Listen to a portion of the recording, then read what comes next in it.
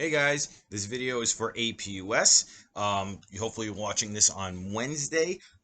If you haven't watched the previous video yet, please do so, and then come back and watch this video.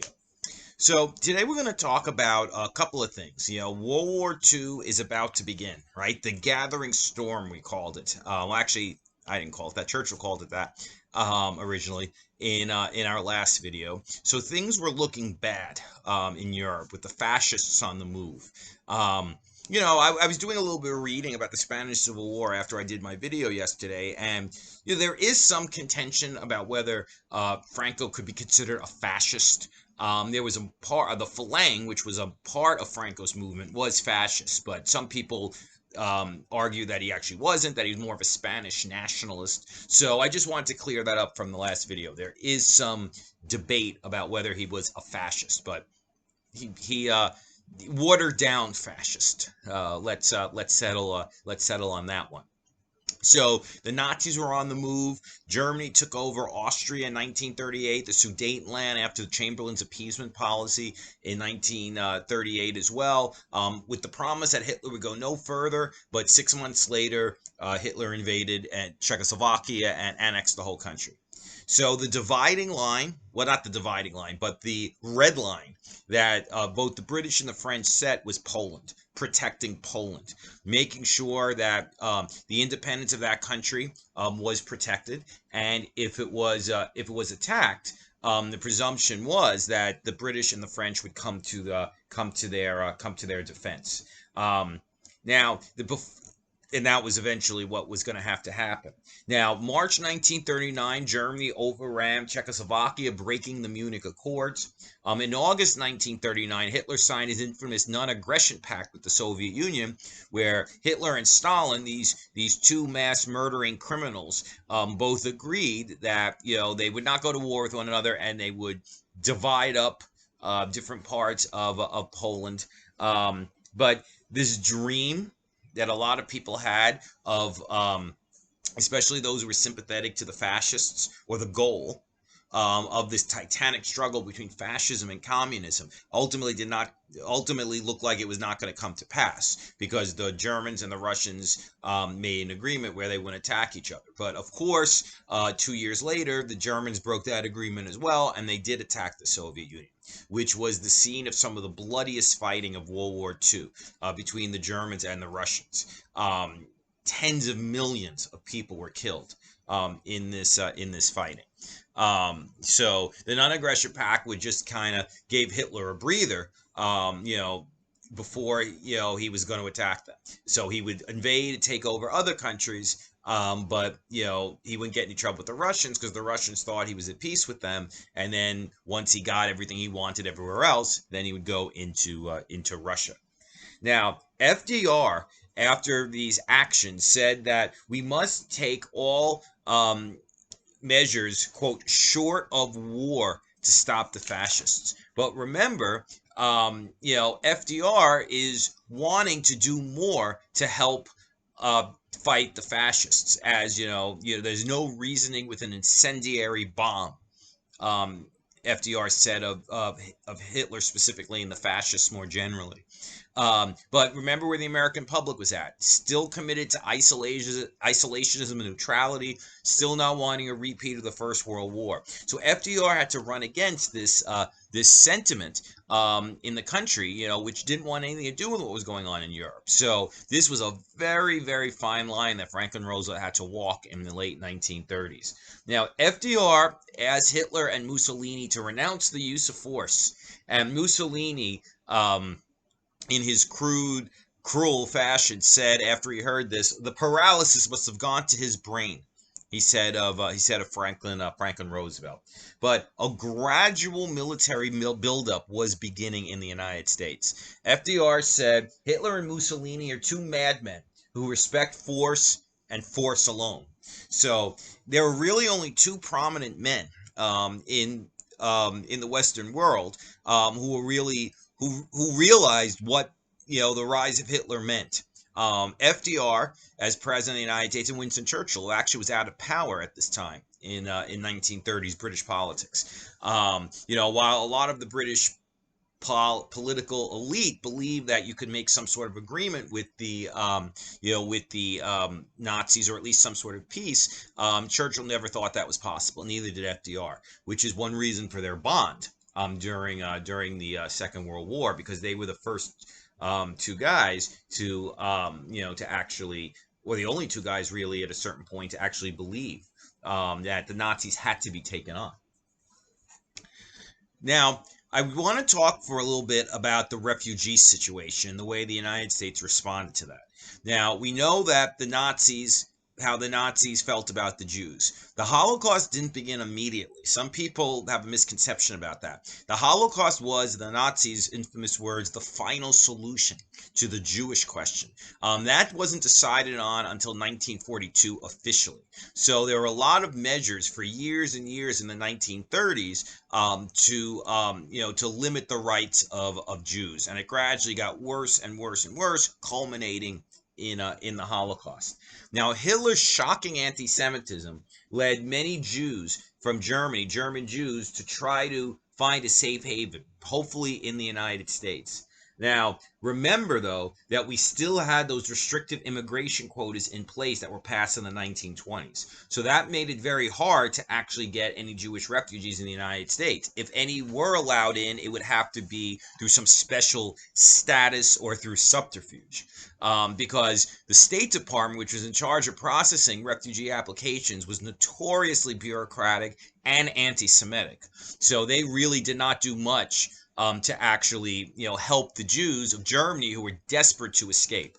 But the question always is, how much did FDR do? Did he do enough? Did he do too little?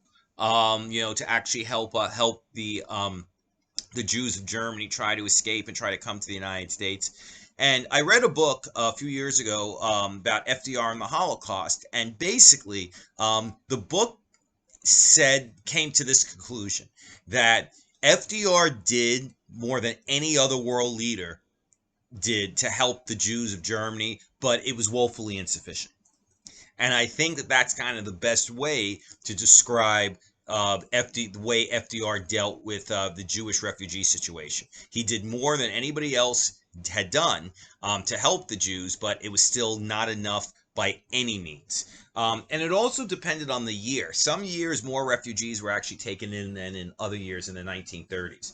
Now, Germany had embarked on a systematic campaign of anti-Semitism to persecute the Jews. In 1933, the Nuremberg laws were passed, which stripped Jews of German citizenship, and it also excluded them from certain jobs. And it got worse and worse from there. Where ultimately Jewish children weren't allowed to go to school. In 1938, Kristallnacht happened, where Jewish businesses were destroyed throughout Germany, and Jews were forced to wear yellow stars on them. So things were getting really, really bad in Germany. Now, towards the Jews. Now, there was some effort by the United States government to help the Jewish refugees. Now, so many German Jews were trying anything to escape from Germany. But the thing is that you could leave, but you had to go somewhere, right? And there was really not a place that was willing to accept all these Jews, because the United States had a very mixed policy. Also, considering, something you have to consider when we discuss this issue is the deep anti-Semitism that existed in U.S. society. Often it's forgotten about today, but anti-Semitism was sky high in the United States in the 1930s. I would actually argue that the anti-Semitism in the United States in the 1930s was even deeper than the anti-Muslim feeling has been in the 21st century. We know that has been shameful, right? The way the United States has treated a lot of, or the way a lot of Americans, I should say, the government as a whole, but even though sometimes, but the way that a lot of Americans view Muslims, we know all of that, all these stereotypes they have with them, a lot of discrimination and, things that people felt even more intensely against the Jews in the 1930s. So that has to also be remembered, right? You know, when people talk about, well, you know, why the United States didn't take in many Jews, or as many Jews as we could have. Remember how anti-Semitic this country was. Now, FDR did speed up the refugee application process, so it actually was easier for some German Jews to actually come to the United States. But again, it depended on the year. Some years FDR was more aggressive in trying to process refugee applications. Other years he left it to the State Department, which dragged their feet in terms of taking in Jews. FDR said about the German treatment of the Jews, you could quote, "You could scarcely believe such things can occur in the 20th century." And 500,000 German Jews ultimately fled the German sphere of influence. Now, this statistic I found a while back. 72% of German Jews actually did leave Germany in the 1930s. So 3/4 of Jews actually did find a way to leave. 83% of German Jews under the age of 21 left Germany in the 1930s, and the United States accepted uh, 2 times as many Jewish refugees as the rest of the world put together. So it's not like the United States did nothing. There were a lot of German Jews who were taken into the United States, and some German Jews tried to find haven in England. Some went to Latin America. You know, people just basically tried to get wherever they could, in order to be safe. Major scientists fled Europe. Albert Einstein, who was a German Jewish scientist, of course, came to the United States in the 1930s. Enrico Fermi, who's you know whose theories about physics ultimately helped lead to the production of the atomic bomb. Fermi, he wasn't Jewish, but his wife was Jewish, so he also fled. He was Italian. In fact, a lot of the top scientists, the people who became top scientists in the United States during Second World War and afterwards, actually were German Jewish refugees. So a lot of people did escape. My grandfather was a German Jew, and most of the family was in the United States, but he had his 2 aunts. My great grandfather's 2 sisters were living in Germany, and one was blind. They lived together, and my grandfather, who was a lawyer, was trying everything he could to try to get visas for his 2 aunts to come to the United States and live with them. He managed to get a visa for one, but not the blind one. They wouldn't give a visa to a blind woman. And the sister who got the visa wouldn't leave her blind sister alone in Germany. And they both stayed, and they both wound up getting killed in the Holocaust. And I think those are the only Jewish ancestors I know, who remained in Europe during the war. But I assume, you know, a lot of Jews have a lot more, because a lot of Jews, most of my family comes to the United States, but you know, in the turn of the century. But my great grandmother, who is a Sudeten German Jew. You know, she came to America. Her sisters came to America. Her parents were still there. I assume that by the 30s, her parents were no longer alive, but I'm sure her parents had brothers. They were very religious. Had brothers and sisters. Who had children, because, you know, they had very, very big families. It was a religious Jewish family. So I assume there were lots of those people. Those would be my cousins, who actually did stay and in Czechoslovakia, and probably did get killed in the Holocaust. But I don't know. I don't know for sure, but I assume there were. So that's just my experience, and I'm sure those of you who are Jewish, you know, could probably have all other sorts of stories of a lot more of their relatives who actually were swept up in this horror. Now, when Albert Einstein came to the United States, he taught at Princeton and ultimately penned a letter to FDR where he urged the creation of an atomic weapon, because he said the Germans were actually building one of their own. And Albert Einstein was basically a pacifist, and he spent the rest of his life regretting that letter that he had written to FDR, especially after the atomic bomb ultimately was used on Japan at the end of World War II. But there were so many German Jewish scientists: Hans Bethe, Edward Teller, Eugene Wigner. There were so many of them, and so many German Jews who came to the United States to participate in all other sorts of areas of American life besides scientists. Prominent psychologists, writers, economists, musicians, German Jews who tended to be very well educated and had skills came to the United States during the 1930s. So again, we accepted twice as many refugees as the rest of the world combined, but it was still not enough. There were still a lot of German Jews who were left and could have come to the United States. But how much effort did FDR actually put in to try to get more refugees in the United States? Again, it depended on the year, and it definitely could have been a lot more. Probably the most infamous story is in June 1939 when a ship called the St. Louis, which had 950 Jewish refugees, and was basically floating in the sea. It was going to Cuba, and Cuba would not allow it to dock there. And then they went to Florida, and the ship was basically there for weeks while the government decided whether to allow the Jewish refugees on the ship to come into the United States.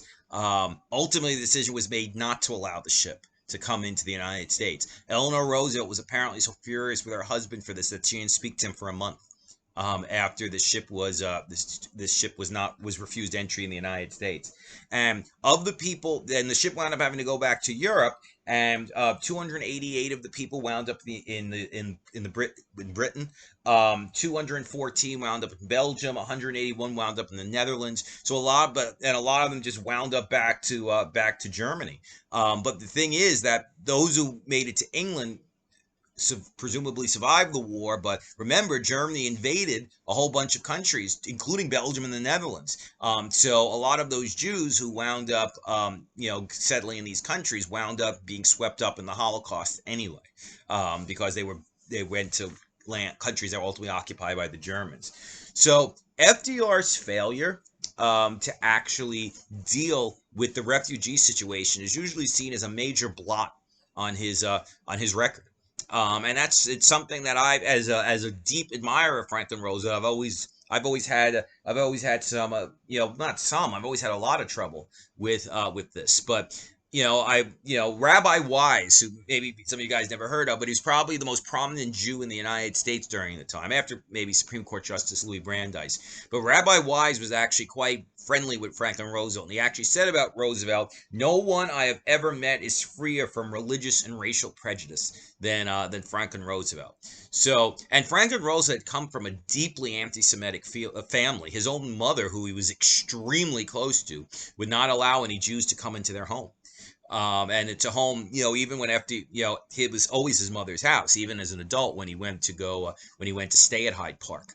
And a bunch of his uncles on his mom's side were like vicious anti-Semites. So Roosevelt came from a background that was not that tolerant. So Roosevelt was definitely, I think, more tolerant than most Christians at the time, but he still could have done a lot more to actually help the Jews of Europe.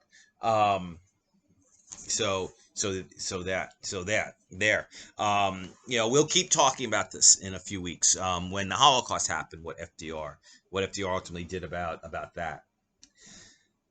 Now, all right, we'll stop now, and then we're going to when we have class on Thursday, we're going to talk about the beginning of World War II, the fall of France, and how the United States is going to respond to this ominous series of events. And if things weren't complicated enough, when 1940 rolled around, FDR had the question of whether he was going to run for an unprecedented third term. Ultimately, he did have a fourth too, but a third term, which was a really big issue because George Washington set the tradition of there only being two terms. So FDR had a really big decision to make in 1940. So we'll talk about that in our class on Thursday. So I'll see you then.